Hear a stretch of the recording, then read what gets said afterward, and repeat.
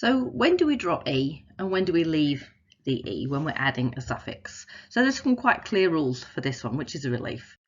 So two things to check. Are we adding a vowel suffix, things like ing, es, ed?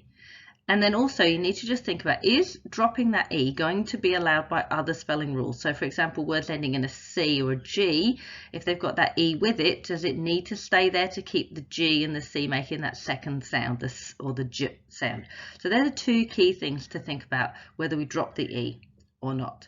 So let's look a bit more. So are we adding a vowel suffix? So adding consonant suffixes is easy. We just add them. We don't worry about taking away the E. We just leave the E there, which I wish I'd known when I was spelling sincerely as a small child, because I was always unsure where to put that E at the end of sincerely. So the E stays on the end of the base word sincere, and then we add ly on the end of the words love. We just add ly. Really like adding ly. It's a really easy suffix to add. And if you've got an L, you just add another ly. Achievement. Again, this is we've got a consonant suffix here, so we're just going to add on the end. And forceful consonant suffix, we just add, the E stays put. So, and then we have to think about, is the E allowed by other spelling rules? So in liking, we can drop the E because it's not going to have any impact on the letters around it. And in puzzle to puzzling, dropping the E there has no impact. But if we go noticing, the E on the end of notice is making the C say S. So if we take that away, we need to make sure that the C still says S.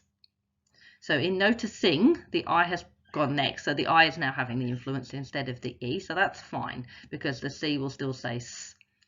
In noticeable, if we took out the E, then it would be noticable. So we have to keep that E there to make sure the C makes that S sound. This also applies when we're thinking about words ending with a G and an E. So when we look at encouragement, if we took away the E, then the G would revert back to the G sound. So we get encouragement. So we need to keep that E to make sure that the G says the J sound.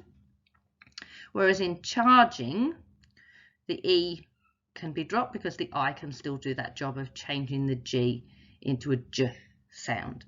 So that's really a really important one to help students understand whether you drop that E or not. And that's a rule that I probably haven't taught as much as I should have done. So a couple of exceptions, as there always are.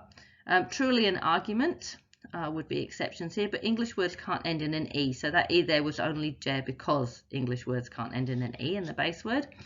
In awful, we added an E to or, AWE. Again, that was just to make the word a bit longer. Go back and have a look at the video about adding E on the end of words. Dying and dying, singeing and singing, we need that E there or not there to clarify the meaning.